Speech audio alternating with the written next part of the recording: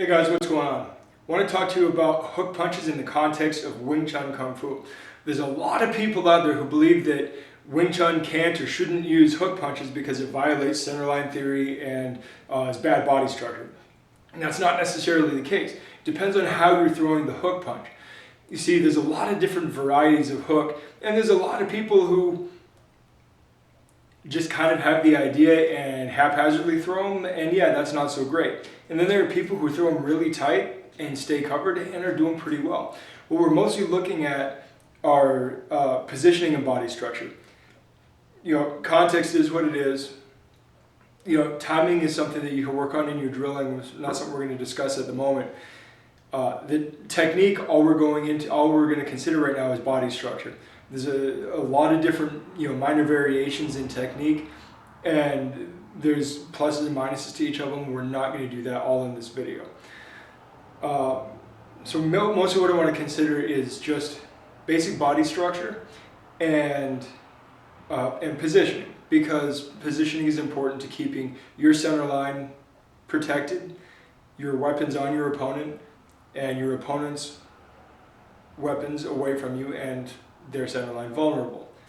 It's the idea. It doesn't always have to be the center line. It can be other vulnerable points. There's plenty of lateral vulnerable spots and of course rear vulnerable spots outside of the center line itself.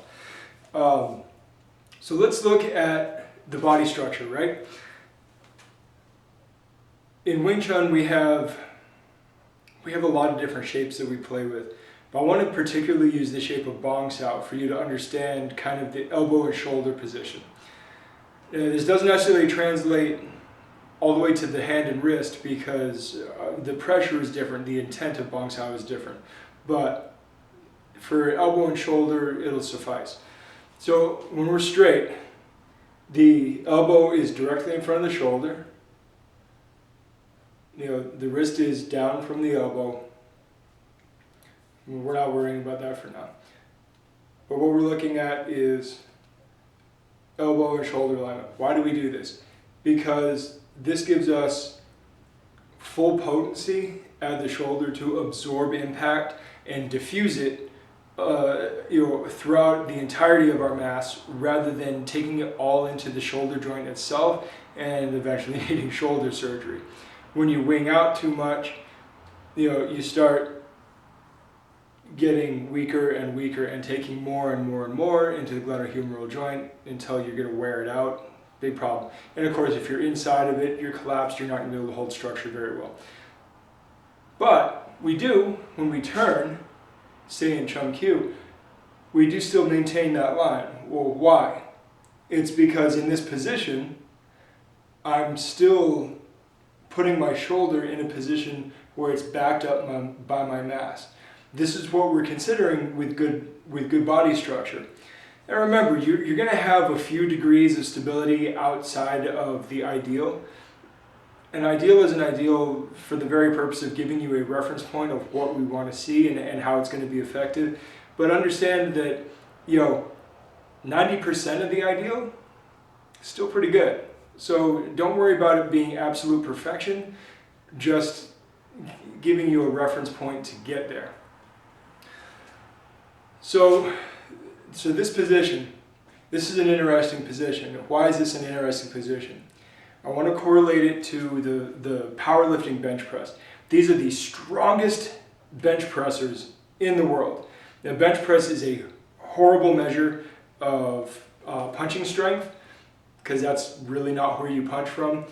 But there's a lot of incoming pressure, and when you punch something with your fist, you're going to be taking a lot of pressure through that entire chain that's being used during the bench press. It's just not how you're generating force. So a couple of things to understand there. This is more about the safety of your joints for body structure and the ability to maximize force output there. When guys bench press, their elbows are tucked, their hands are outside of their elbows just a little bit. It's a wide grip. And when they bring it down, their arms are if they were standing up, their arms would be parallel to the floor. Their elbows have to be right under their hands because that's your support structure. That's your support line for the press. So, they would be perpendicular to the floor in the case of the bench press. In this case, they're parallel to the floor. Kind of like our chamber position, right? We use a high chamber in Wing Chun.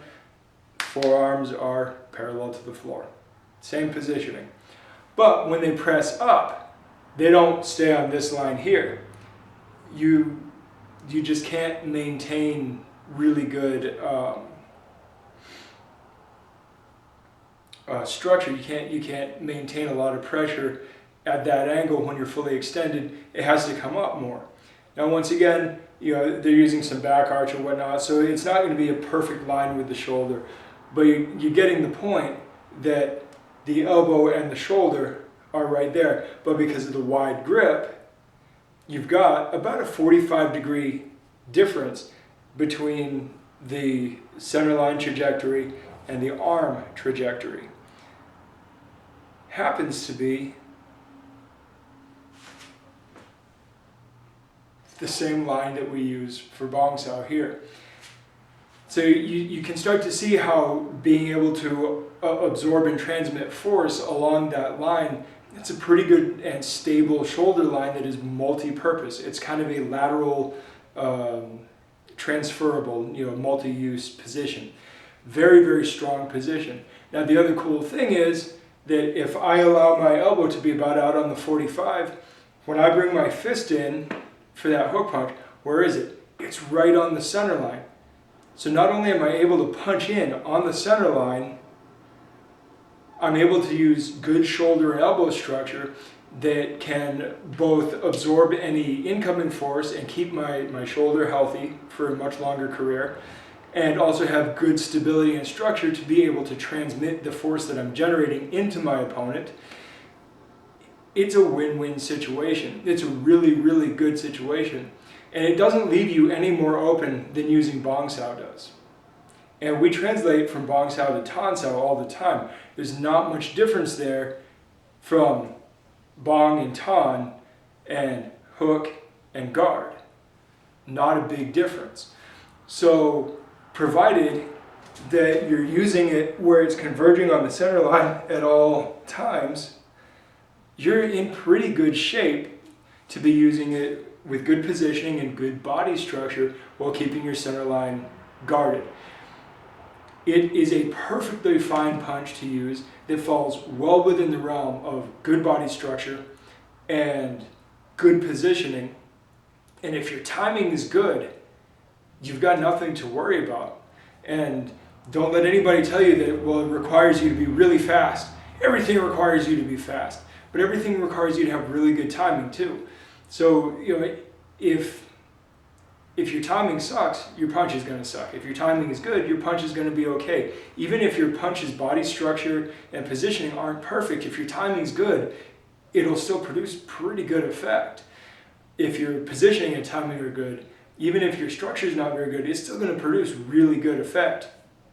You can see that how the importance of these things filters down. Technique is kind of at the bottom of the list, and really the only concern over technique is your body structure good enough to transmit force and keep you safe? That's about the only purpose of technique, keeping things efficient and safe and structurally sound. It's just the mechanical ability of it. But yes, Wing Chun can use hooks, should use hooks. We use the body structure and the positioning all the time as it is. Don't neglect it. It's a powerful punch. It's a good punch. Train it. Get going. I'll talk to you later. Good journey. Thanks for watching. We'd love to see the family grow, and training is always more fulfilling when you share it with those you love. So please like and share the video. If you want to go deeper, visit blacksunrenaissance.com and follow us on Facebook, where you can also join our little social club called Martial Arts Nerds with an exclamation point. See you there. Good journey.